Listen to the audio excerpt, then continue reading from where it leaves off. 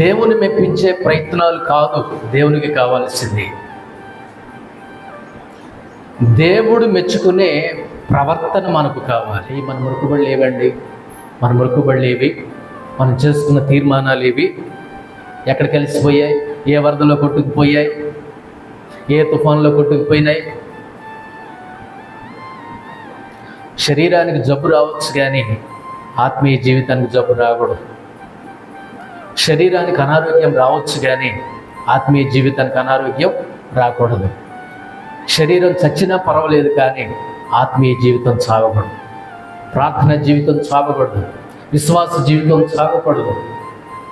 ఆధ్యాత్మికమైనటువంటి జీవితం చావకూడదు. శరీర జీవితానికి ముసల్తనం రావచ్చేమో కానీ శరీరానికి ఆత్మీయ జీవితానికి ముసల్తనం రాకూడదు, రానియకూడదు.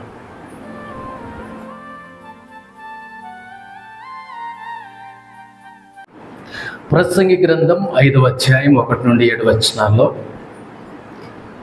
దైవారాధకుడు, దేవుణ్ణి ఆరాధించేటటువంటి ఆరాధకుడు, దేవుని బిడ్డ, విశ్వాసి దైవారాధనలో కలిగి ఉండవలసినటువంటి ప్రవర్తన గురించి తెలియజేసే వచన భాగాలు. ఈ మనం చదివినటువంటి వచన భాగంలో చాలా శ్రేష్టమైన, అద్భుతమైన, గొప్ప సంగతులు ఇక్కడ ఉన్నాయి.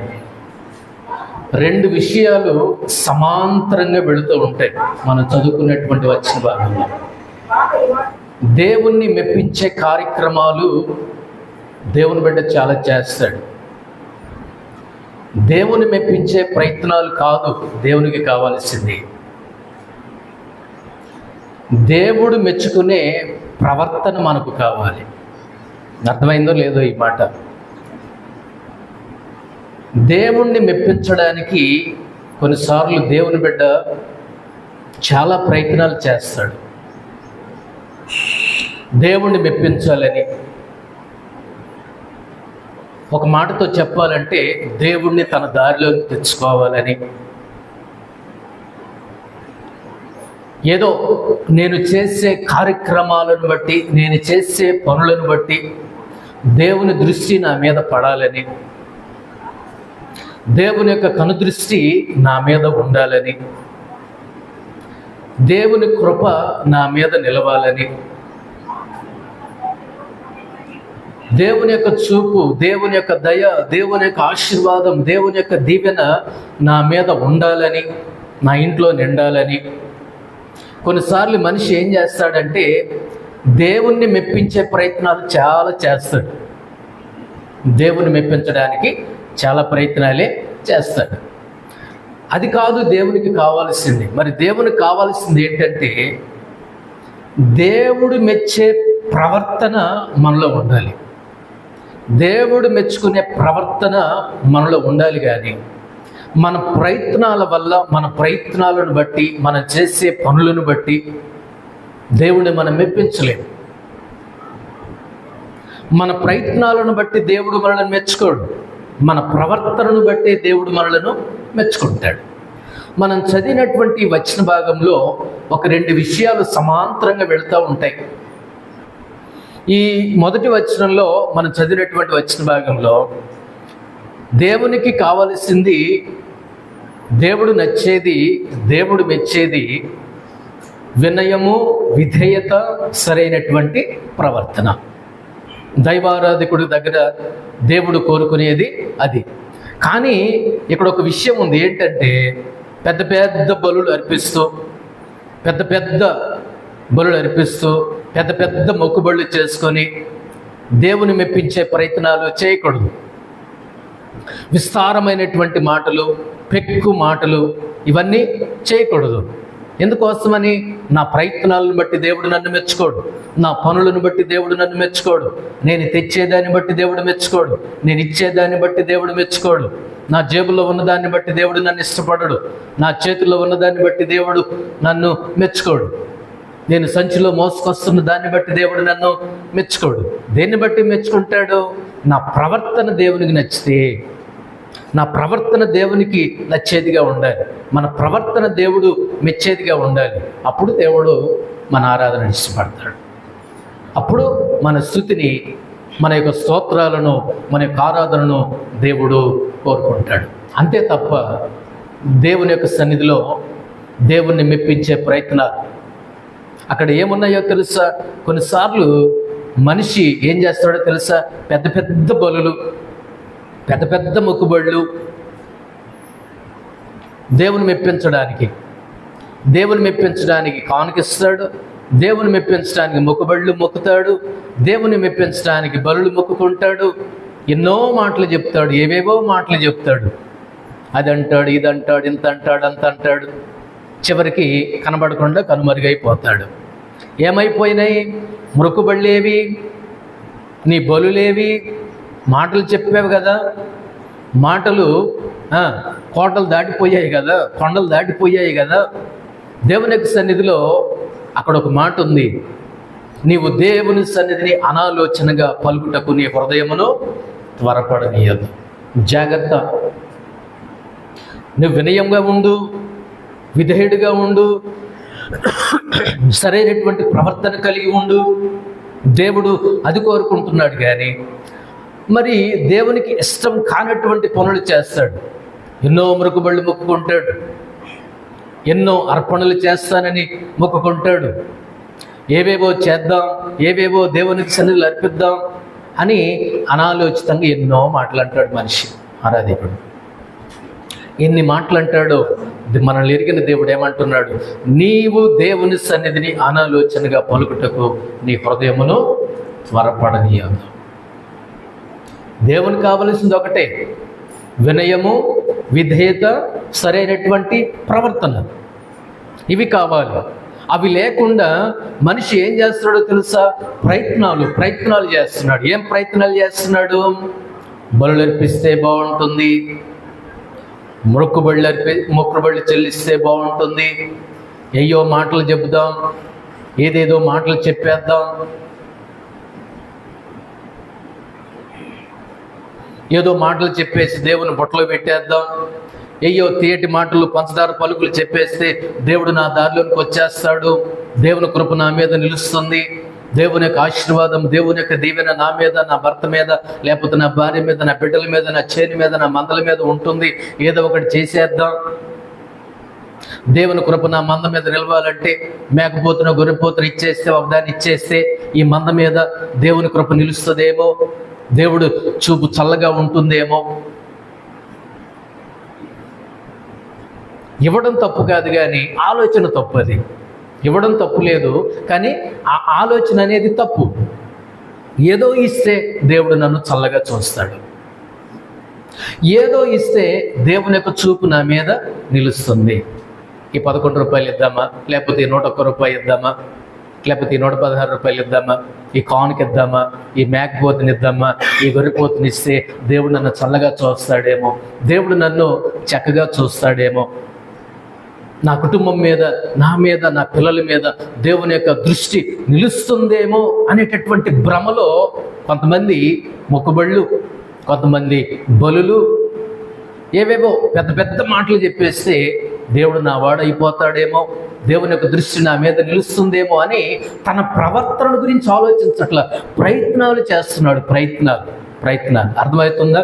ప్రయత్నాలు చేస్తూ ఉన్నాడు. మన ప్రయత్నాలకు పొంగిపోయే దేవుడు కాదు, మన ప్రయత్నాలకు లొంగిపోయే దేవుడు ఆయన కాదు. మన మాటలకు పొంగిపోయి లొంగిపోయి మన పొట్టలో పడే రకం కాదు దేవుడు. ఆయన మనిషి కాదు, దేవుడండి ఆయన. ఏదో మన పంచదార పలుకులు పలికితే, తీయటి మాటల నుండి చెప్పితే పొంగిపోయే దేవుడు కాదు, లొంగిపోయే దేవుడు అంతకంటే కాదు. మరి దేవునికి కావాల్సిందేంటి? దేవుని మెప్పించే ప్రయత్నాలు మనం మానేయాలి, దేవుణ్ణి మెప్పించే తీయటి పలుకులు మానేయాలి, దేవుని మెప్పించే పెద్ద పెద్ద మాటలు మాట్లాడేసి, పెద్ద పెద్ద బలులు మొక్కేసుకొని, మొక్కుబళ్ళు మొక్కేసుకొని, పెద్ద పెద్ద డైలాగులు చెప్పేసి దేవుడు సంతోషించడు, దేవుడు ఇష్టపడడు, దేవునికి అది ఇష్టం లేదు, దేవునికి అది కష్టం. మన మాటలకు పడిపోయే రకం కాదు దేవుడు, మన మాటలకు లొంగిపోయి పొంగిపోయే దేవుడు కాదు మన దేవుడు. దేవునికి కావాల్సింది ఏంటి? వినయం, విధేయత, సరైనటువంటి ప్రవర్తన. అది పక్కన పెట్టేసి, ప్రవర్తన పక్కన పెట్టేసి, తను సరిచేసుకోవడం పక్కన పెట్టేస్తే, నేను ఇది ఇస్తే అది ఇస్తే. కయ్యను కూడా అంతే అనుకున్నాడు. కయ్యను కూడా ఏమనుకున్నాడు? అంతే అనుకున్నాడు. తన జీవితాన్ని దేవునికి ఇవ్వకుండా, తన హృదయాన్ని దేవునికి ఇవ్వకుండా, తన మనస్సు మార్చుకోకుండా, తన బ్రతుకు మార్చుకోకుండా, తన యొక్క నడవడిని మార్చుకోకుండా, తన ప్రవర్తనను సరిచేసుకోకుండా, చూసుకోకుండా ఏదో ఒకటి కానుక పట్టుకెళ్ళి వచ్చేసాడు. మన దేవుడు కానుకతో కాంప్రమైజ్ అయ్యేవాడు కాదు. మనము మన మాటలతో మన దేవుణ్ణి మెస్మరైజ్ చేయలేము. ఏదో అనుకుంటాం, దేవుడికి అన్నీ తెలుసు. ఏదో చెప్పాలనుకుంటాం, మనమేమో మాటలు వింటాము, దేవుడేమో మన మాటలు చూస్తాడు. దేవునికి మన మాటలు కనిపిస్తాయి, మాటలు మనకేమో వినిపిస్తాయి. హృదయములో నుండి వచ్చే మాటలను దేవుడు చూస్తాడు. అందుకే జాగ్రత్త. ఎవరితో మాట్లాడుతున్నావో జాగ్రత్త. నువ్వు ఎక్కడ మాట్లాడుతున్నావో జాగ్రత్త. ఎవరి సన్నిధిలో ఉన్నావో జాగ్రత్త. మన మాటలతో దేవుణ్ణి మెస్మరైజ్ చేయలేము. మనుషులు మన మాటలకు పడిపోతారేమో కానీ దేవుడు పడతాడా? మనిషికి కానుకలు ఇస్తే సంబరపడిపోతాడేమో కానీ, మనిషికి ఏదైనా కానుకలు ఇస్తే, అర్పణలు ఇస్తే, ఏదైనా ఇస్తే పొంగిపోతాడేమో కానీ, నీ భుజం మీద చేసి ప్రేమగా మాట్లాడతాడేమో కానీ, మాటలతో మన దేవుణ్ణి మనము మెస్మరైజ్ చేయలేము. మాటలతో దేవుణ్ణి పడేయలేము. మాటలతో మన దేవుణ్ణి మనం లొంగ తీసుకోలేము. మన మాటలకు దేవుడు లొంగిపోడు, పొంగిపోడు. మరి దేవునికి కావాల్సిందేంటి? ప్రవర్తన. సరైనటువంటి ప్రవర్తన, సరైనటువంటి ప్రవర్తన, సరైనటువంటి జీవితం, సరైనటువంటి నడవడిక, సరైనటువంటి తీరు, సరైనటువంటి మాదిరి. ఇది కదా ఒక ఆరాధకుడి దగ్గర దేవుడు కోరుకునేటటువంటి విషయం. మనిషి అంటాడు ఈ వచనాల్లో ప్రవర్తన గురించి ఆలోచించట్ల, తన యొక్క జీవితాన్ని గురించి ఆలోచించట్ల. ఏం బలిద్దాం, ఏ మొక్కుబడి చేసుకుందాం, ఎన్ని మాటలు చెప్దాం, పెక్కు మాటలు చెప్దామా, విస్తారమైనటువంటి మాటలు చెప్దామా? ఆరాధనలో కుదరదు.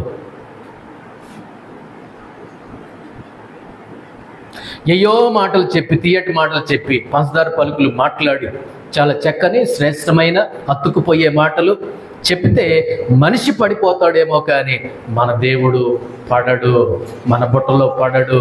ఆయన మనిషి కాదు. కొంతమంది మాటలు వింటే వాళ్ళ మాటలకు పడిపోతారు. అవునా కదా? ఏం మాట్లాడాడో ఏమో గారండి, ఆ మాటలకి నేనేమైపోయాను? పడిపోయా. ఆ మాటలకి ఏమైపోయాను? పొంగిపోయా. ఆ మాటలకి ఏమైపోయాను? లొంగిపోయాను. ఆ మాటలకి ఏమైపోయా నాకే అర్థం కాదు. ఒక మ్యాజిక్ లాగా చేశాడండి మాట్లాడినంతసేపు. ఒక షాప్కి వెళ్ళండి. ఒక షాప్కి వెళితే మనం ఒకటి కొనటానికి వెళ్ళాం. ఆ షాపోడు 100 చెప్తాడు. మనం ఒకటి కొనటానికి వెళ్ళి 10 వస్తువులు కొన్నాం. మనం భీకరమైనటువంటి నిర్ణయం తీసుకొని వెళ్ళాం. ఒకటే వస్తువు కొని వెంటనే వచ్చాము. ఒకటే చీర కొందాం, లేకపోతే ఒక ప్యాంట్ షర్ట్ కొందాం, లేకపోతే ఒక వస్తువు కొందామని వెళ్దాం. అక్కడికి వెళ్ళిన తర్వాత అన్ని లైట్లు జిగేల్ లైట్లు వేసి ఆ షాప్ ఆయన ఏం చేస్తాడో తెలుసా? ఆ మాట చెప్పి ఈ మాట చెప్పి అసలు మామూలుగా ఉండదండి. అసలు మీకు ఎలా ఉంటుందో తెలుసా? దేవదూతలాగా ఉంటారండి మీరు. ఇది మీ ఇంట్లో ఉంటే ఎలా ఉంటుందో తెలుసా? ఇది మీ ఒంటికి ఎలా నొప్పుద్దో తెలుసా? మీకు ఎంత బాగుంటుందో తెలుసా? మీరు ఎంత అందంగా కనిపిస్తారో తెలుసా? అంటే మనం పొంగిపోయి తబ్బిబ్బైపోయి ఆ మాటలకు పడిపోయి మనం 10,000 రూపాయలు ఖర్చు పెట్టి వస్తాం. ఇంటికి వచ్చిన తర్వాత పంచాయతీ జరుగుద్దులేండి, అది వేరే విషయం. కానీ మనం ఏమనుకొని వెళ్ళాం? కొనుక్కొని వచ్చాం. కొన్నిసార్లు చూడటానికి పోయిన వాడు కూడా నేనేం కొనను కానీ నీ పక్కన వస్తా అని వెళ్ళిన వాడు కూడా 4-5 కవర్లు ఎండ పట్టుకొని వస్తాడు ఇంటికి. కారణం ఏం జరుగుతుంది? కొంతమంది మాటలు వింటే మనకు తెలియకుండా ఏమైపోతాం? పడిపోతాం, మెస్మరైజ్ అయిపోతాం, తబ్బిబ్బు అయిపోతాం. అరే ఏం మాటలు. హేరోదు మాట్లాడితే దేవుడు మాట్లాడినట్లుగానే, దేవదూత మాట్లాడినట్లుగానే ఉందంట విన్నబట్టి వాళ్ళందరికీ. తబ్బిబ్బు అయిపోయాడు, పురుగులు పడి చచ్చిపోయాడు. దేవుని మహిమపరచునందున అపొస్తలుల కార్యంలో ఉంటుంది. అంతేగాని మన మాటలు, తీయటి మాటలు, గొప్ప మాటలు, గంభీరమైనటువంటి మాటలు, పంచదార పలుకులు, బెల్లం పూసిన మాటలు వింటే ఎదుటివాడు పడిపోతాడేమో కానీ, ఎదుటివాడు మెస్మరైజ్ అయిపోతాడేమో కానీ, దేవుడు అట్లాంటి వాడు కాదు. మన మాటలు మెస్మరైజ్ అవ్వడు, మన మాటలకు పొంగిపోడు, లొంగిపోడు. జీవితం ఒకలాగా ఉంది, ప్రవర్తన ఒకలాగా ఉన్నాయి, పలుకులు ఒకలాగా ఉన్నాయి. ప్రవర్తన ఒకలాగా ఉంది, పలుకులు ఒకలాగా ఉన్నాయి. రెండింటి మ్యాచ్ కావట్ల. దేవుని యొక్క సన్నిధిలో అరే నేను దేవునితో మాట్లాడుతున్నానే అన్న భయం లేకుండా మాట్లాడతాడు. దేవుడు ఎక్కడున్నాడు? ఆకాశం మందు ఉన్నాడు. నేను ఎక్కడున్నాను? భూమి మీద ఉన్నాను. నేను కొద్దిగా ఉండాలి కదా, నేను మర్చుడిని కదా, మట్టివాడిని కదా, మంటివాడిని కదా, సాగిపోయే నీడలాంటిది కదా నా యొక్క జీవితం. నా జీవితం బెత్తడంత కదా, నా బతుకెంత, నేనెంత అని అనుకోడు. ఎన్నో మాటలు మాట్లాడతాడు. దేవాలయం ఇద్దరు ప్రార్థన చేయడానికి వెళ్ళారు. ఒకడు సుంకరి, ఇంకొకడు ఎవరు? పరిసయ్యుడు, సుంకరి. ఇద్దరు దేవాలయానికి ప్రార్థన చేయడానికి వెళ్ళిన తర్వాత ఒళ్ళు భయం ఉండొద్దండి? పరిసయ్యుడికి ఒళ్ళు భయం ఉండాలి కదా? లేదు. ఈ సుంకర బలి ఉండనందుకు నీకు వందనాలు, నేను ఎంత ఉపవాస ప్రార్థన చేస్తున్నాను, ఇంత ప్రార్థన చేస్తున్నాను, ఇంత భక్తి కలిగి ఉన్నాను, నేను నీకు ఎంత ఇస్తున్నాను, అంత ఇస్తున్నాను, నాకు అవసరం లేదయ్యని తనకు తనే సర్టిఫికెట్ ఇచ్చేసుకుంటున్నాడు, తనకు తనే పొగుడుకుంటున్నాడు, తనకు తను ఏదో గొప్పవాడిని అనుకుంటున్నాడు. చివరికి దేవుడు ఏం చేశాడంటే అతనికంటే ఇతడు నీతిమంతుడని దేవుడు తీర్చి సుంకరిని తేల్చాడు. అందుకే మనం దేవుని యొక్క మందిరానికి వచ్చిన తర్వాత, దేవుని యొక్క సన్నిధికి వచ్చిన తర్వాత పెద్ద పెద్ద బలులు, పెద్ద పెద్ద అర్పణలు, పెద్ద పెద్ద మొక్కుబళ్ళు, పెద్ద పెద్ద డైలాగులు, పెద్ద పెద్ద మాటలు, ఏదో చెప్తే, ఏదో చేస్తే దేవుడు నావాడైపోతాడేమో, ఏదైనా ఇస్తే దేవుని చూపు నా మీద ఉంటుందేమో, నా కుటుంబం మీద ఉంటుందేమో, నా పిల్లల మీద ఉంటుందేమో, నా కలిగిన సమస్తమైనటువంటి దాని మీద దేవుడు చూపు, దేవుని కనుదృష్టి, దేవుని చల్లని దీవెనలు నా మీద ఉంటాయేమో, నా కుటుంబం మీద ఉంటాయేమో, నా మందల మీద ఉంటాయేమో అనుకుంటాడు. కానీ నా ప్రవర్తన కదా దేవునికి కావాల్సింది. నా ప్రవర్తన మారాలి కదా, నా ప్రవర్తన సరిచేసుకోవాలి కదా, నా ప్రవర్తన సరిచూసుకోవాలి కదా అనడు.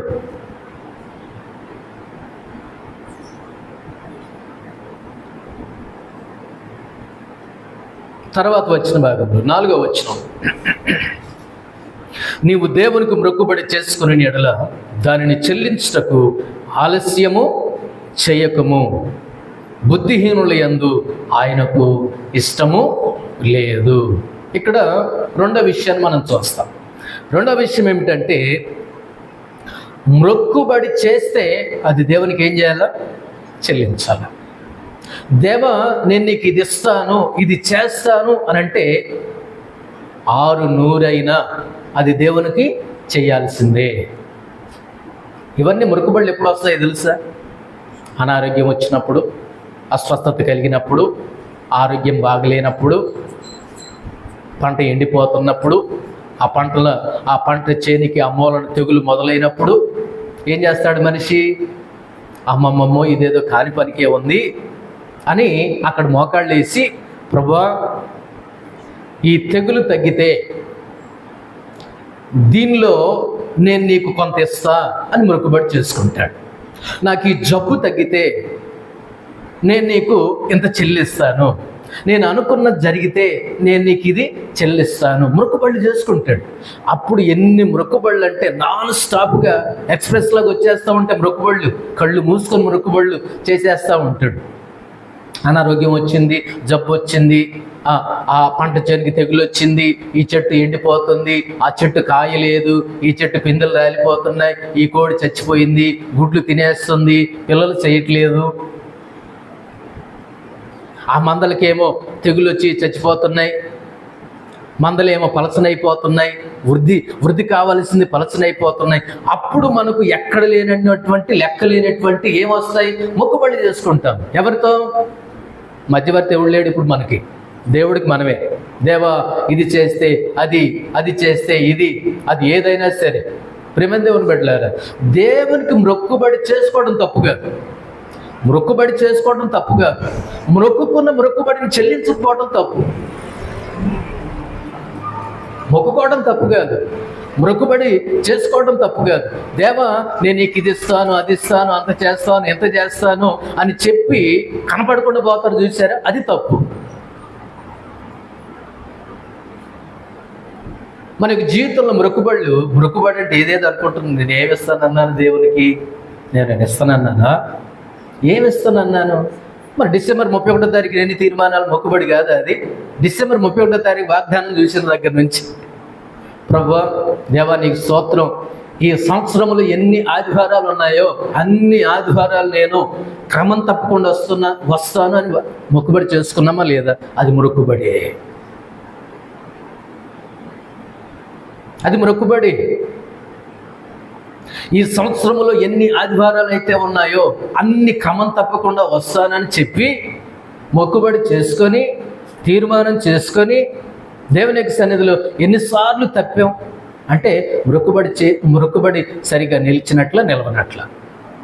మనం ప్రాక్టికల్గా ఆలోచన చేద్దాం. దేవుని బిడ్డలముగా ఆరాధికులముగా దేవుని యొక్క సన్నిధిలో మొక్కుబడి చేసుకున్నాం కదా, డిసెంబర్ 31 వాగ్దానం తీసుకొని ప్రభువా ఈ సంవత్సరం అంతా నేను ఎన్ని ఆదివారాలు ఉన్నాయో అన్ని ఆదివారాలు వస్తాను, ఈ సంవత్సరంలో ఎన్ని బుధవారాలు ఉన్నాయో అన్ని బుధవారాలు నేను వస్తాను.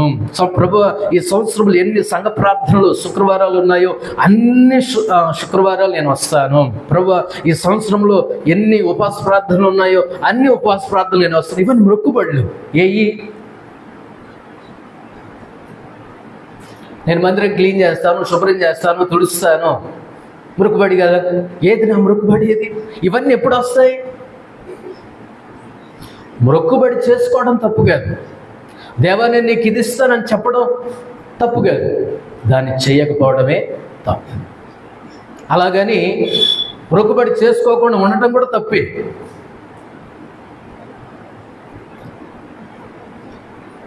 నేను ప్రతి వారం గంట ప్రార్థన చేస్తాను, మొక్కుబడే కదా, మొక్కుబడే. అది గంట ప్రార్థన కూడా మొక్కుబడి. దేవుని మందిరానికి వచ్చేది కూడా మొక్కుబడి. మనం అనుకున్నాం, తీర్మానం చేసుకున్నాం, దేవునికి చేస్తానని మాట ఇచ్చాం, మొక్కుకున్నాం. అది ఏదైనా, అది చిన్నది కావచ్చు, పెద్దది కావచ్చు, అది ఏదైనా కావచ్చు, అది ఎలాంటిదైనా కావచ్చు, దేవునికి ఇస్తానని మొక్కుకున్నది దేవునికి చెల్లించాలి, దేవునికి ఇవ్వాలి. అది ఏదైనా సరే, అది నీది కాదు, దేవునికి ఇచ్చాం, దేవుని దగ్గర మాట ఇచ్చాం, దేవునికి చెప్పాం. అదే దేవుడు అంటున్నాడు 4వ వచనంలో, నీవు దేవునికి మొక్కుబడి చేసుకున్న ఎడల దాన్ని చెల్లించటకు ఆలస్యం చేయొద్దు బిడ్డ. నువ్వు ఆలస్యం చేసావా, ఏదో ఒక రీతిగా ఏదో ఒక రూపంగా నీ దగ్గర నుంచి ఎలా లాక్కోవాలో దేవునికి బాగా తెలుసు, దేవునికి రాబట్టుకోవటం బాగా తెలుసు. నువ్వు గింజుకున్నా, నువ్వు దాచిపెట్టుకున్నా, బిగపట్టి లోపల 4-5 తాళాలు వేసుకొని లోపల దాచిపెట్టుకున్నా దాన్ని ఎలా రాబట్టుకోవాలో దేవునికి బాగా తెలుసు. ఒకసారి ఆలోచించండి, మన మొక్కుబడులు ఏవి? మనం చేసుకున్న తీర్మానాలే మన మొక్కుబడులు. గంట ప్రార్థనకు వస్తానన్నాం, ఆదివారాలు క్రమం తప్పకుండా వస్తానన్నాం, బుధవారాలు వస్తానన్నాం, సంఘ ప్రార్థనకు వస్తానన్నాం, ఉపవాస ప్రార్థనకు వస్తామని, ఇవన్నీ మొక్కుబడుల కిందకే వస్తాయి. ఏది మన మొక్కుబడేది? ఏది మన మొక్కుబడులు? ఏవి మనం చేసుకున్నటువంటి మొక్కుబడులు ఏమైపోయాయి? మనం చేసుకున్నటువంటి మొక్కుబడులు ఏమైపోతున్నాయి? అంతన్నాం, ఇంతన్నాం, ఏవో అన్నాం, ఎంతో చెప్పాం, దేవునికి ఏం చేశాం? ఎన్నో చెప్పేశాం, కానీ ఏమైపోయాయి? మొక్కుబడి చేసుకొని చెల్లించడం కంటే కూడా మొక్కుబడి చేసుకోవటం పోవడం బెటర్ కదా, మొక్కోవడం బెటర్ కదా. అమ్మయ్య దేవునికి స్తోత్రం, ఇదొక అవకాశం ఇచ్చాడు, అసలు నేను ఏ విషయంలో మొక్కుకోను తీర్మానం చేసుకున్నంటే కూడా తప్పే. మరి తీర్మానాలు ఉండాలి క్రైస్తవ జీవితంలో. క్రైస్తవ జీవితంలో దేవునికి బిడ్డకు దైవారాధికుడికి తీర్మానాలు ఉండాలి. చేసుకున్నటువంటి తీర్మానానికి తగ్గట్లుగా దేవునికి సన్నిధిలో ముందుకు సాగిపోవాలి. కొంతమంది విశ్వాసుల జీవితంలో, ఆరాధికుల యొక్క జీవితంలో మాటలే కానీ చేతలేమి లేవు. మాటలు చెప్పమంటే నేను చెప్తాడు, మాటలు చెప్పమంటే అక్కడ ఉంది, సొంత మాటలు చెప్పట్లేదు. చూడండి, ఉందా? 3వ వచనం చూడండి. విస్తారమైన పనిపాటు వలన స్వప్నం పుట్టును, పెక్కు మాటలు పలుకువాడు బుద్ధిహీనుడు. పెక్కు మాటలు అంటే ఎక్కువగా డబ్బా మాటలు మాట్లాడేస్తాడు, మాట్లాడుతూ ఉంటాడు, మాట్లాడి అలిసిపోతాడు. కానీ విశ్వాస జీవితంలో చెట్టు కింద 2 గంటలైనా మాట్లాడతాడు, కానీ దేవునికి సన్నిధిలో కనీసం అరగంట ప్రార్థన చేయడు. స్నేహితుడితో ఫోన్లో ఎంతసేపు అయినా మాట్లాడతాడు, కానీ దేవునికి సన్నిధిలో మాట్లాడడం, ప్రార్థనలో ఉండడు. ఒక వ్యక్తితో ఎంతసేపు అయినా మాట్లాడతాడు, ఎదుటి వ్యక్తితో ఎంతసేపు ప్రాక్టికల్గా ఆలోచన చేస్తే మనం ఒక వ్యక్తితో అయితే ఎంతోసేపు మాట్లాడతాం. ఒక విషయాన్ని గురించి చెవులు కొరుక్కొని, చెవులు పెద్దవిగా చేసుకొని వింటాం, మాట్లాడతాం. ఎక్కువ మాటలు మాట్లాడతాం, విస్తారమైనటువంటి మాటలు మాట్లాడతాం.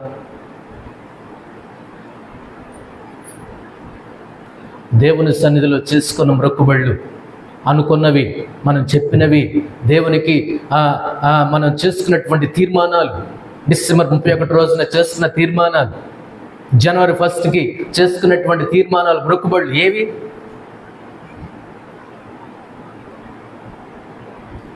దేవునికి సన్నిధిలో దైవారాధనలో దైవారాధికుడు తన యొక్క ప్రవర్తన ఎలా ఉండాలి అనే దాని గురించి మాట్లాడుతున్నాం కదా. మనకి జీవితాన్ని పరిశీలన చేసుకుంటున్నాం కదా.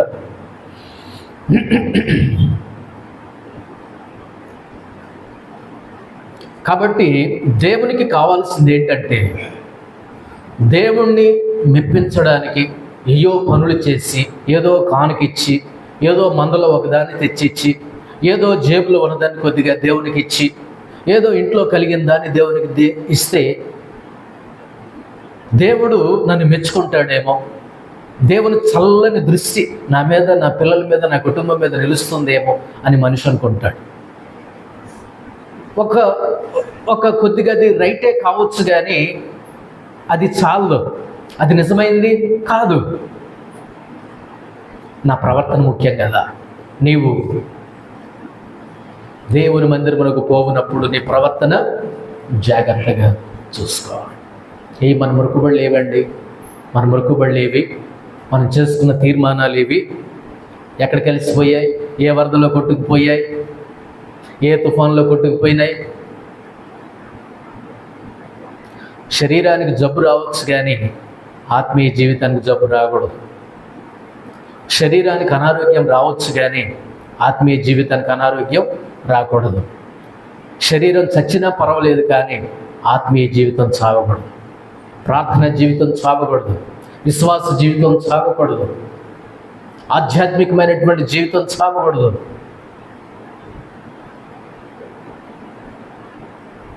ఆత్మీయ జీవితానికి, శరీర జీవితానికి ముసల్తనం రావచ్చేమో, కానీ శరీరానికి, ఆత్మీయ జీవితానికి ముసల్తనం రాకూడదు, రానియకూడదు.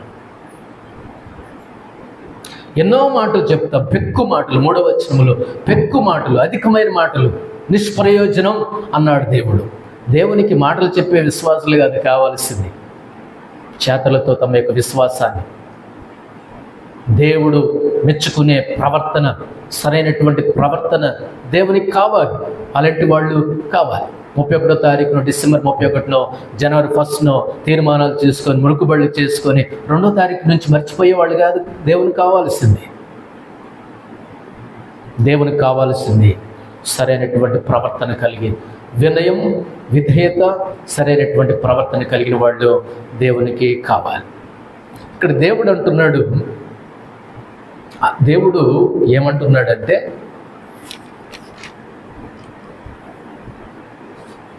7వ వచనం చూడండి. అధికమైన స్వప్నములను, మాటలను నిష్ప్రయోజనం. నీ మట్టుకు నీవు దేవుని యందు భయభక్తులు కలిగి ఉండుమో. ఇదే కదా దేవునికి కావాల్సింది. బలులంటావు, నైవేద్యాలంటావు, అర్పణలంటావు, మొక్కుబళ్ళంటావు, విస్తారమైన మాటలు మాట్లాడతావు, ఎన్నో గొప్ప గొప్ప మాటలు మాట్లాడతావు, ఎన్నో చక్కటి మాటలు, తీయటి పలుకులు మాట్లాడతావు. దేవుడికి అది కాదు కావాల్సింది. మాట వినుట శ్రేష్టం అన్నాడు సౌలు విషయంలో. బలులు అర్పించడం కంటే మాట వినుట శ్రేష్టం అన్నాడు దేవుడు. యెషయా గ్రంథం 1వ అధ్యాయంలో మీ బలులు నైవేద్యాలు నాకు వెక్కసమైపోయాయి, అసలు నా సన్నిధికి మిమ్మల్ని రమ్మన్న వాడేవాడు? మిమ్మల్ని మీరు కడుక్కోకుండా శుద్ధి చేసుకోకుండా ప్రవర్తన సరిచేసుకోకుండా ప్రవర్తన సరిచూసుకోకుండా ఇవన్నీ తోలుకొచ్చేసారేంటి? మందలను, కానుకలను, నైవేద్యాలను, అర్పణలను సంచిలో పెట్టుకొని వచ్చేసారు. అసలు మిమ్మల్ని నా సన్నిధికి రమ్మన్నవాడేవాడు? మీ ప్రవర్తన సరిచూసుకోండి, మీ జీవితాన్ని సరిచేసుకోండి. ఇది కదా దేవుడు కోరుకునేది. ఇక్కడ మనం 7వ వచనంలో చదువుకున్నటువంటి వచన భాగంలో అధికమైన స్వప్నములను, అధికమైన మాటలను నిష్ప్రయోజనం, వాటితో పనిలా. ఇందాక నేను ఒక మాట అన్నాను, మన మాటలకు ఎదుటివాడు పడిపోతాడేమో, ఎదుటివాడు మన మాటలు విని మెస్మరైజ్ అయిపోతాడేమో, మన మాటలు ఎదుటివాడిని లొంగ తీసుకోవచ్చేమో, లోపరుచుకోవచ్చేమో, మన మాటలు ఎదుటివాడు పొంగిపోవచ్చేమో, చప్పట్లు కొట్టొచ్చేమో, కానీ మన మాటలకి మన దేవుడు పొంగిపోయేవాడు కాదు, పడిపోయేవాడు కాదు, లొంగిపోయే దేవుడు అంతకంటే కాదు. ఆయన దేవుడండి, ఆయన దేవుడు. దేవుడు కయ్యను యొక్క అర్పణను ఏం చేశాడు? ఇష్టపడలా, వద్దన్నాడు. మన యొక్క జీవితంలో మనం నేర్చుకోవలసినటువంటి విషయం ఏమిటంటే, అన్నిటికంటే ముఖ్యంగా దేవుని యందు భయభక్తులు కలిగి ఉండి, వినయం, విధేయత, సరైనటువంటి ప్రవర్తన కలిగి దేవునికి సన్నిధిలో దేవుని మనం ఆరాధించవలసినటువంటి వాళ్ళమైనా. మనం ఎవరమండి? మట్టివారం కదా. మన యొక్క జీవితం బెత్తడంత కదా. మన యొక్క జీవితం సాగిపోయే నీడ వంటిది కదా, ఆవిరి వంటిది కదా. నేడుండి రేపు కనుమరుగైపోయే మన యొక్క జీవితాలు కదా. నువ్వు కొద్దిగా ఉండాలి. నీ మాటలు జాగ్రత్త, నీ ప్రవర్తన జాగ్రత్త. దేవుణ్ణి లొంగ తీసుకోవాలనుకుంటున్నావు, దేవుణ్ణి లోపరుచుకోవాలనుకుంటున్నావు, దేవుని బుట్టలో వేసుకుందామని బలులు అంటావు, నైవేద్యాలు అంటావు, అర్పణలు అంటావు, మొక్కుబడులు అంటావు. వాటితో నేను కాంప్రమైజ్ అయ్యే దేవుడు కాదు, నేను పొంగిపోయే దేవుడు కాదు. మరి ఏం కావాలి ప్రభా నీకు? నా దగ్గర నుంచి ఏమి కావాలో ప్రభా అని మనం ప్రశ్నిస్తే కనుక దేవుడు ఏం కావాలనుకుంటాడు? దేవుడు కోరుకునేది ఏంటంటే, మారిన ప్రవర్తన నాకు కావాలి, నీ మారిన జీవితం నాకు కావాలి, నీ మారిన అద్భుతమైనటువంటి జీవితం నాకు కావాలి, నీలో మార్పు నాకు కావాలి. అందుకని అన్నాను, దేవుణ్ణి మెప్పించే ప్రయత్నాలు కాదు దేవునికి కావాల్సింది, దేవుడు మెచ్చుకునే ప్రవర్తన మన దగ్గర నుంచి దేవునికి కావాలి. మనల్ని మనం ఒకసారి పరిశీలన చేసుకుందాం.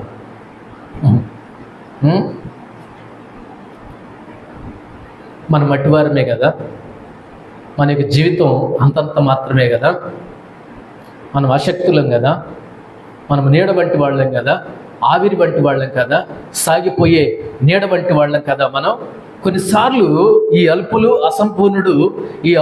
అసంపూర్ణుడు మ్రొక్కుబడి చేస్తాడు, దేవుడు మెప్పించే ప్రయత్నాలు చేస్తాడు. అలా చేయకూడదు, అది తప్పు. కొన్నిసార్లు అంటాడు, మనకు వాగ్దానాలు ఇచ్చేది ఎవరు చెప్పండి? మనకు వాగ్దానాలు ఇచ్చేది ఎవరు? మీకు కానీ నాకు కానీ మనకు కానీ వాగ్దానాలు ఇచ్చేది ఎవరండి? దేవుడు ఇస్తాడు. పాస్టర్ గారు ఇవ్వడు, దేవుడు వాగ్దానం ఇస్తాడు. దేవుడు వాగ్దానం ఇచ్చాడు కాబట్టి వాగ్దానం చేసినవాడు నమ్మదగిన దేవుడు, వాగ్దానం చేసినవాడు నమ్మదగిన దేవుడు. కానీ కొన్నిసార్లు విశ్వాసి దేవునికి వాగ్దానాలు ఇస్తాడు. ఏమని వాగ్దానాలు ఇస్తాడో తెలుసా? ఈ పొలం మంచి బేరానికి పోతే ఏం చేస్తాడు? ఈ పొలం కనుక మంచి బేరానికి పోతే, ప్రభా ఆ వచ్చిన దానిలో నుండి నేను నీకు ఇది ఇస్తాను. దాన్నే ఏమంటారు? వాగ్దానం అంటారు. ఒక మనిషి ఎంత స్థాయికి ఎదిగిపోయాడంటే, దేవుని బిడ్డ దేవుని దగ్గర నుండి వాగ్దానాలు తీసుకొని బోరుగొట్టి, ఈ విశ్వాసి ఇప్పుడు ఏం చేస్తున్నాడంటే, ఈ విశ్వాసి తిరిగి దేవునికి ఏమిస్తున్నాడు? వాగ్దానాలు ఇస్తున్నాడు. ఏమని వాగ్దానం చేస్తున్నాడు? దేవునికి ఆశ చూపెడుతున్నాడు. ఆశ అర్థమైందా? దేవునికి ఏం చూపెడుతున్నాడు? రే నువ్వు వచ్చి నీకు చాక్లెట్ ఇస్తా, ఇదిగో ఆ గిన్నెటి తీసురా, లేకపోతే ఆ చీపురేట్ తీసుకురా, లేకపోతే ఆ మంచినీళ్ళ గ్లాస్ ఇటు పట్టరా, ఇదిగో ఆ డోర్ వేసిరా, ఇదిగో ఆ ఇంటి ముందు కొద్దిగా ఊడు, అవన్నీ చేసి నా దగ్గరికి రా, ఇదిగో చాక్లెట్ అని ఊపుతాడు. అంతే కదా. ఈ పిచ్చోడు, ఈ చాక్లెట్ పిచ్చిగాడు ఏం చేస్తాడు ఇప్పుడు? తొందరపడి త్వరపడి అంతకుముందు ఎన్ని చెప్పినా వినలా. వీడి సంగతి ఎట్లుందని వాడికి ఏది ఇష్టమో నేను తెలుసుకొని ఈ చాక్లెట్ ఒక కొమ్ము పట్టుకొని ఊపుతున్నాను నేను. ఎంత పొడవు ఉంది చాక్లెట్, లోపలంతా తేలికనే ఉంటుంది లేండి అది. ఇట్లా కొమ్ము పట్టుకొని ఊపుతూ ఉంటాడు. ఆ పని చేసేవాడు దేన్ని చూసి పని చేస్తున్నాడు? ఈ చాక్లెట్ చూసే పని చేస్తున్నాడు. వాడి ఆశ ఏంటి ఇప్పుడు? చాక్లెట్ మీద ఉంది ఆశ. మనం వాడికి ఆశ చూపించి ఏం చేయించుకుంటున్నాం? మనం పని చేయించుకుంటున్నాం. కొన్నిసార్లు ఈ ట్రిక్ దేవుని దగ్గర వాడతాడు బుద్ధి లేని విశ్వాసి, సరిగా వాక్యములు ఎదగని విశ్వాసి. ఇదే ట్రిక్. ఈ దేవుడేమైనా చిన్నపిల్లవాడా? దేవుడేమైనా అమాయకుడా? దేవుడేమైనా తెలివి లేనివాడా? దేవుడేమైనా ఏమీ ఎరగనటువంటి వాడా? మనలాగా బుద్ధిహీనుడా? ప్రభా, అది గనక మంచి రేట్కి అమ్ముడిపోతే నీకు ఎంతో కొంత ఇస్తానని దేవునికి ఏం చూపుతాడు కొన్నిసార్లు విశ్వాసి? ఆశ. ఆ బుద్ధిహీనమైన మనసు చచ్చునుగాక. ఆమేనా? ఇదిగోనైనా ఈ మేక చావు బతుకుల్లో ఉంది, లేకపోతే ఈ పశువు చావు బతుకుల్లో ఉంది. నువ్వు గనక కాసేపట్లో లేపి దాన్ని కూర్చోబెడితే ఈ 3 లీటర్లు నీకేనైనా అంటే నువ్వు ఇచ్చే 3 లీటర్లకి ఆశ చూపెట్టి దేవునికి నీ 3 లీటర్లు ఇచ్చేదానికి దేవుడు ఆశపడి దాన్ని లేపి కూర్చోబెట్టాలా? నువ్వు ఇచ్చే బస్తా వడ్లకి నీ పొలంలో మొత్తం ఆ తెగుళ్ళన్నీ, ఆ జబ్బులన్నీ, ఆ పురుగులన్నీ దేవుడు ఒక కత్తి పట్టుకొని, పెద్ద కత్తి పట్టుకొని మొత్తం తరమేయాల. చూసారా మనిషి అంత తెలివి మీరిపోయాడు? దేవునికి కొన్నిసార్లు వాగ్దానాలే ఇస్తాడు. అది చేస్తా, ఇది చేస్తా, అది చేస్తా, ఇది చేస్తా. యాకోబులాగా నాకు తినుటకు ఆహారం, కట్టుకున్నట్టుకు వస్త్రం నువ్వు ఇచ్చినాడులా, ఇదిగో నేను నిలిపిన ఈ రాయి నీకు మందిరం అవుతుంది. అమ్మ, ఎంత ఎదిగిపోయాడు మనిషి. సరే, యాకోబు సంగతి పక్కన పెట్టేస్తే మన సంగతికి వస్తే ఆ పొలంలో తెగులు పోతే నీకు బస్తా వడ్లు ఇస్తా ప్రభా. ఆ 99 బస్తాలు నాకు, ఈ బస్తా వడ్లు నీకు. ఈ మందులు తెగులు వచ్చి అన్ని చస్తున్నాయి. ఎంత ఏడుపో. అది గనక ఆ మందలో తెగులు పోతే మంద మొత్తం నాకు, మేకపిల్ల నీకు. దేవునికి మనం వాగ్దానాలు ఇవ్వడం నేర్చుకున్నాం. దేవునికి మనం ఆశ చూపించడం నేర్చుకున్నాం. నాయన, నా బిడ్డ బీటెక్ అయిపోయి 4-5 సంవత్సరాలు, కొన్ని సంవత్సరాలు అయిపోతున్నాయన, ఉద్యోగం రావట్లేదు నాయన. ఉద్యోగం కనుక ఇస్తే 99,000 మాకు, ఒక 1,000 రూపాయలు మీకు. ఇప్పుడు దేవుడు నేను ఇచ్చే 1,000 రూపాయల కోసం ఆశపడి దేవుడు నాకు ఉద్యోగం ఇవ్వాల. దేవునికి నేను ఇచ్చే బస్తా వడ్లుకి దేవుడు ఆశపడి నాకు ఆ తెగుల నుండి, నా పొలం నుండి తెగులు తీసేయాల. నా బిడ్డకు చదువు రావాలా, నాకు మంచి ఆరోగ్యం రావాలి. దేవుడికి నేను ఇచ్చే 11 రూపాయలను బట్టి దేవునికి 11 రూపాయలు యాడ్ చూపిస్తే నాకు 1,00,000 రూపాయలు మిగలాలి. నాకు హాస్పిటల్కి 1,00,000 రూపాయలు అవుతాయిగా, ఈ మిగలాలి నాకు. ఇప్పుడు ఎంత తెలివి మీరిపోయాడండి. అందుకే దేవుడు అన్నాడు, నీవు మందిరంలోకి పోవున్నప్పుడు నీ ప్రవర్తన జాగ్రత్త బిడ్డ. ఆశ చూపించి పని చేయించుకోవడానికి, చాక్లెట్ దొరుకుంటూ పని చేయించుకోవడానికి ఆయన దేవుడేమి చిన్నపిల్లగాడేమి కాదు. నీ పిల్లోడు చేస్తాడేమో, నా పిల్లోడు చేస్తాడేమో, మన పిల్లలు చేస్తారేమో కానీ పని.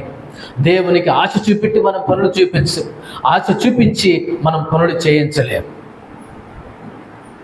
దేవుడు మన దగ్గర నుండి ఏదో ఆశించి దేవుడు ఏదో చేయడండి. మన ప్రయత్నాలను బట్టి దేవుడు పొంగిపోడు, మన మాటలను బట్టి దేవుడు లొంగిపోడు, మనం చూపించే ఆశలను బట్టి దేవుడు ఆశపడ్డాడండి. వెండి నాదే, బంగారం నాదే, భూమియు దాని సంపూర్ణతయు సమస్తమును యెహోవావే. అదంతా కాదు నాయన. దేవుని దగ్గర బేరాలేంటి? అది ఇస్తే, ఇది ఇస్తే, ఇది తగ్గితే నీకు ఇది ఇస్తా, ఆ ఉద్యోగం ఇస్తే ఇది ఇస్తా, ఆ చేలో ఎంత జరిగితే నీకు ఇది ఇస్తా. మాటలతో మెస్మరైజ్ చేసి దేవునికి ఏదో ఆశ చూపించి దేవునికి ఏదో వాగ్దానాలు చేసేసి ఆ వాగ్దానాలు ఉండవు, ఏముండవు. ఆ బస్తా ఓట్లు కూడా సరిగా రావు. చివరికి దేవునికి సన్నిధిలో ఉన్నాం, దేవుని బిడ్డలుగా ఉన్నాం. దేవునికి కావాల్సింది ఏంటి? దేవునికి కావాల్సింది ఏంటి? నీ పొలం సరైన రేటుకి అమ్ముడిపోతే లక్షలు నువ్వు ఉంచుకొని లక్షణంగా 516లో 501 రూపాయలు 1116లో తెచ్చి దేవునికి ఇస్తాడు. మిగతా అవన్నీ నాకే. ఎంతకి ఎదిగిపోయి ఎన్ని తెలివితేటలు వచ్చేసినాయి మనిషికి, ఎంత తెలివి మీరిపోయాడు మనిషి. నీ ప్రవర్తన జాగ్రత్త. మన దేవునికి కావాల్సింది మన ప్రయత్నాలు కాదు, దేవునికి కావలసింది మన మాటలు కాదు, దేవునికి కావలసింది మన బలులు నైవేద్యాలు మొక్కుబడులు కాదు. దేవునికి కావాల్సింది మారిన మన ప్రవర్తన, వినయము, విధేయత, సరైనటువంటి ప్రవర్తన. అది కదా దేవునికి సన్నిధిలో మారాల్సింది. ఇలా కదా మనం జీవించాల్సింది. కాబట్టి మనం ఆరాధన చేసుకోబోయే ముందుగా మనకి జీవితాన్ని పరిశీలన చేసుకుందాం. ఏదో చేసి, ఏదో చెప్పేసి, ఏదో ఇచ్చేస్తే, దేవునికి ఏదో చెప్పేస్తే దేవుడు మన మాటలు నమ్మేసి అంత అమాయకుడేవి కాదు. మన జీవితాన్ని చూస్తాడు, మన ప్రవర్తనను చూస్తాడు. నీ మాట యందులో, నీ ప్రవర్తన యందులో జాగ్రత్త అని తిమోతి పత్రికలో మనం చూస్తాం. దేవుని బిడ్డలారా, మన యొక్క జీవితాన్ని పరిశీలన చేసుకుందాం. దేవునికి సన్నిధిలో ఉన్నాం. చివరికి మనం చేయాల్సింది ఏంటి? అసలు ఏం చేయాలా? 7వ వచనం దాకా మనం చదువుకున్నాం. ఏమని చదువుకున్నాం? నీ మట్టుకు నీవు దేవుని యందు భయభక్తులు కలిగి జీవించంతే చాలు. ఏదో చేసేద్దాం, ఏదో ఇచ్చేద్దాం, దేవుడు లొంగ తీసుకుందాం, దేవుని లోపరుచుకుందాం, దేవుని బొట్టలో వేసేసుకుందాం, దేవుడిని మన దారిలోకి తెచ్చేసుకుందాం అన్న ఆలోచన, అన్న మాట, అన్న తలంపులు నశించునుగాక. మనం మారాలి, మన జీవితాలు మారాలి. దేవుడు నచ్చినట్లుగా, దేవుడు మెచ్చినట్లుగా మనం జీవిద్దాం. వినయం, విధేయత, భయభక్తులు కలిగి, సరైనటువంటి ప్రవర్తన కలిగి, వాక్యానుసారంగా, దేవుని చిత్తానుసారంగా మనం జీవిద్దాం. దేవుని మెప్పించే ప్రయత్నాలు ఆపుదాం, దేవునికి ఇచ్చే వాగ్దానాలు ఆపుదాం, దేవునికి చూపించే ఆశలు ఆపుదాం.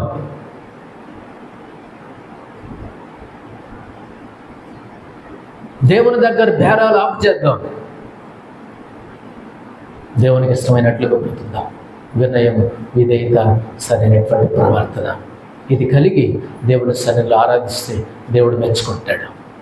ఒక మాట, మన యొక్క జీవితంలో ప్రార్థన చేస్తానన్నాం, ఆరాధన చేస్తానన్నాం, వారం క్రమం తప్పకుండా వస్తామన్నాం, ఎన్నో మొక్కుబడులు చేసుకున్నాం. అవి ఏమైపోయాయో తెలియదు. తప్పది, అది తప్పు. నువ్వు ప్రార్థన చేస్తానన్నావు, చేయలేదు, అది మొక్కుబడి తప్పినట్టే. నువ్వు మందిరానికి వస్తానన్నావు, రాలేదు, అది మొక్కుబడి తప్పినట్లే. నువ్వు చర్చిలో దేవుని మందిరంలో పని చేస్తానన్నావు, చేయలేదు, అది మొక్కుబడి తప్పినట్లే.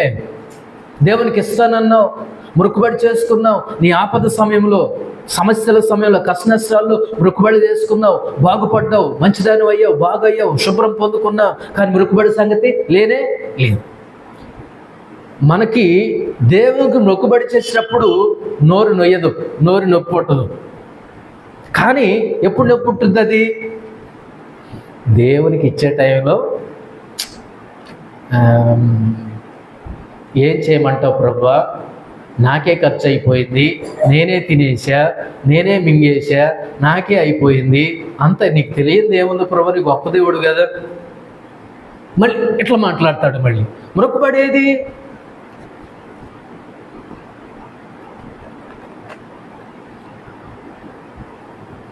మన జీవితాన్ని, మన ప్రవర్తనను మార్చుకుందాం. దేవుడు నచ్చినట్లుగా, దేవుడు మెచ్చినట్లుగా వినయం, విధేయత, సరైనటువంటి ప్రవర్తన, దేవుని చిత్తానుసారంగా వాక్య పెరుగులో ఆరాధిస్తూ భయభక్తులు కలిగి సాగిపోవటమే. అంతే దేవునికి కావాల్సింది. అంతకంటే మించి దేవుడు మన దగ్గర ఏమీ కోరుకోవట్లేదు. అలా జీవించటము దేవుడు తన కృపను మన ఎడల చూపించునుగాక.